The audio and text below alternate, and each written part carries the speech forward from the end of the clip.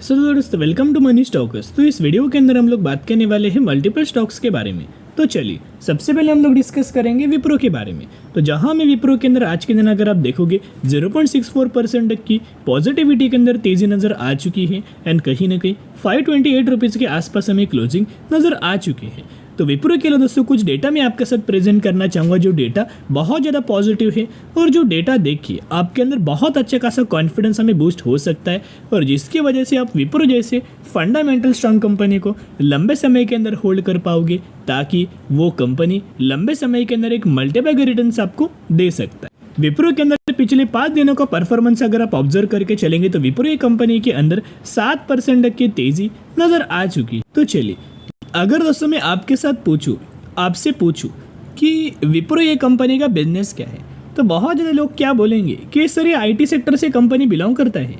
लेकिन दोस्तों कंपनी का सिर्फ आईटी सेक्टर के अंदर बिजनेस नहीं है बल्कि मल्टीपल सेक्टर से, multiple segments and multiple industries से ये कंपनी अपना बिजनेस करता है। ज़रूर ये बात तो सही है कि ये आईटी सेक्टर से बिजनेस करता है, बिलोंग करता है, लेकिन ये मैक्सिमम का जो रेवेन्यू है मोर देन 60% तक का जो रेवेन्यू है ये आईटी सेक्टर से जनरेट करता है एंड 40% तक का जो रेवेन्यूज़ है वो अलग अलग सेगमेंट से, अलग अलग इंडस्ट्रीज से ये जनरेट करता है। तो किन किन इंडस्ट्रीज से कंपनी अपना बिजनेस करता है, राइट? चलिए डिस्कस करते हैं। आप यह देख सकते हो इंडस्ट्रीज, राइट? कौन कौन सी आप देख सकते हो? Aerospace and defence, automotive, banking, capital market, communication, consumer electronics, consumer package goods, education, engineering construction and operation, health care, industrial and process manufacturing, insurance, life science and pharma, media and info service, medical devices, natural resources and network and edge provider. इतने सारे industries से company अपना हमें business करता है। उसके साथ साथ आईटी सेक्टर से रिलेटेड किन किन सर्विसेज कंपनी इनके क्लाइंट्स को प्रोवाइड करता है आप क्या देख सकते हो, जैसे कि एप्लीकेशन, एआई यानी कि artificial intelligence, business process, cloud, consulting, cyber security, data and analytics, digital experiences, engineering and sustainability. इस तरीके से सर्विसेज कंपनी अपने क्लाइंट्स को हमें प्रोवाइड करता है एंड कंपनी को क्लाउड से एंड बैंकिंग फाइनेंशियल सर्विसेज से एंड एआई से बहुत ज़्यादा फ़ायदा होने वाला है आने वाले फ्यूचर में। तो इतना पॉइंट नोट करना कि करेंटली जिस प्राइस रेंज के आसपास कंपनी शॉर्ट टर्म के अंदर आपको बिलोंग कर रहा है, जो वॉलेटिलिटी कंपनी शो कर रहा है, जो कंसोलिडेशन फेज के अंदर कंपनी बिलोंग कर रहा है, जो गिरावट के अंदर कंपनी मिल रहा है, यही लेवल्स के अंदर दोस्तों बाइंग करने का मौका है क्योंकि कंपनी लंबे समय के अंदर बिल्कुल भी जिस प्राइस रेंज के आसपास करंटली ट्रेड कर रहा है वो प्राइस रेंज के ऊपर कंपनी ट्रेड नहीं करेगा। चलिए सबसे पहले हम लोग क्या करेंगे, कंपनी का टेक्निकल चार्ट है ना मूविंग एवरेज वाला, वो डिस्कस कर लेते हैं। तो देखिएगा जो येलो लाइन आपको दिखाई दे रहा है ये 50 दिन का मूविंग एवरेज है एंड जो ग्रे लाइन आपको दिखाई दे रहा है ये 200 दिन का मूविंग एवरेज है। जब भी कंपनी आप देखना कि 2 मूविंग एवरेज तो मैंने आपके साथ शो किया, अभी जब भी कंपनी दोनों मूविंग एवरेज को नीचे ब्रेक डाउन करता है उस समय कंपनी डब्ल्यू पैटर्न क्रिएट करते फिर बाद में जब मूविंग एवरेज को क्रॉस करता है लगातार कंपनी 50 दिन की मूविंग एवरेज के ही ऊपर दोस्तों सपोर्ट लेके हमें तेजी आता है। पहली बार हुआ, सेकेंड बार भी हुआ, दोनों मूविंग एवरेज को ब्रेक किया, डब्ल्यू पैटर्न क्रिएट किया और जैसे ये क्रॉस किया वैसे लगातार कंपनी के अंदर तेजी आया। रिसेंटली अगर आप देखोगे तो ये कंपनी मूविंग एवरेज को ब्रेक किया था लेकिन 200 दिन के मूविंग एवरेज के ऊपर सपोर्ट लेके हमें तेजी आ रहा है। अभी बहुत ज़्यादा चांसेस है कि अच्छी खासी रैली हमें निकल के आ सकती है क्योंकि जब कंपनी अपना प्रीवियसली हाई ब्रेक करता है अच्छी खासा एक नया हाई कंपनी जनरेट करता है, फिर कंपनी प्रीवियस जो हाई है, अभी प्रीवियस हाई क्या होगा, प्रीवियस हाई ये होगा। तो जैसे कंपनी लेवल्स को ब्रेक करेगा फिर अच्छी खासी रैली हमें निकल के आएगा जिस हिसाब से हमें शॉर्ट टर्म के अंदर 600 रुपीज़ तक का टारगेट कंपनी अचीव करके दे। एक पॉइंट आप नोट करना, कंपनी शॉर्ट टर्म के अंदर बुरा परफॉर्म कर रहा है लेकिन म्यूचुअल फंड्स के द्वारा लगातार अच्छी खासी कंपनी के अंदर बाइंग किया जा रहा है, विप्रो के अंदर बाइंग किया जा रहा है एंड हर एक महीने के अंदर दोस्तों बाइंग कर रहे हैं। जैसे कि डेटा आपके सामने है, विप्रो कंपनी के ही बारे में हम लोग बात करें तो यहाँ आप देख पा रहे होंगे हर एक महीने का डेटा आपके सामने ओपन किया हुआ है।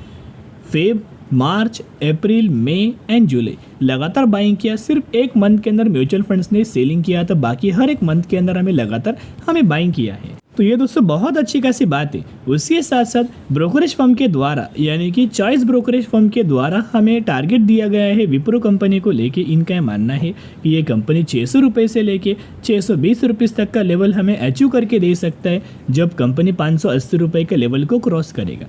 लेकिन लंबे समय के अंदर ये बात तो तय है कि बहुत जल्द कंपनी 600 रुपये से लेके 620 रुपीज़ तक का टारगेट हमें कंपनी अचीव करके दे सकती है। तो buy on the strategy apply करना, ऐसा मौका आपको बार बार आने वाले फ्यूचर में नहीं मिलेगा। और टेक्निकल चैट के अंदर दोस्तों विप्रो कंपनी हमें अभी भी दोस्तों कंसोलिडेट कर रहा है, तो ये बाइंग करने का सच में बहुत अच्छा खासा मौका होता है।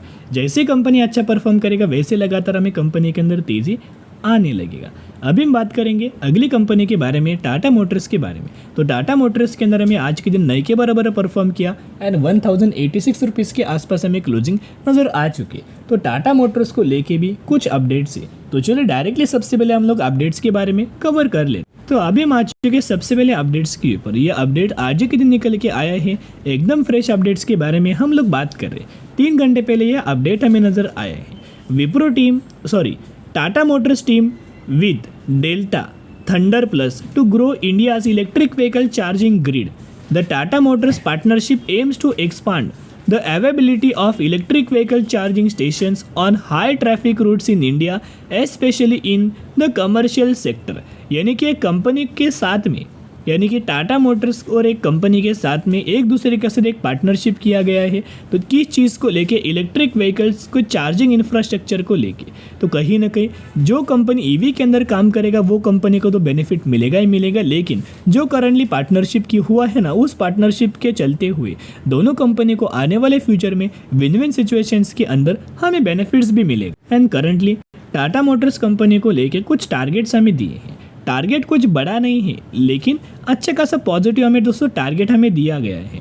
तो टारगेट की अगर बात कीजिए तो आप देख सकते हो, इनका मानना है कि 1160 रुपीज़ तक का लेवल हमें टाटा मोटर्स ये कंपनी शॉर्ट टर्म के अंदर अचीव हमें कर सकती।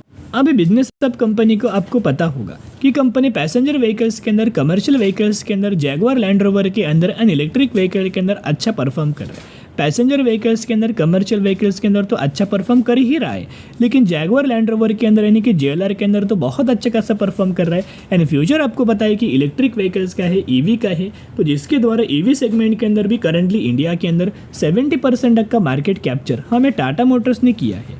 तो आप समझ सकते हो राइट, फ्यूचर में कितना ज़्यादा तेज़ी आ सकता है आप दोस्तों समझ सकते हो। अभी कुछ पैरामीटर्स आपके सामने ओपन किया है या रेवेन्यू है।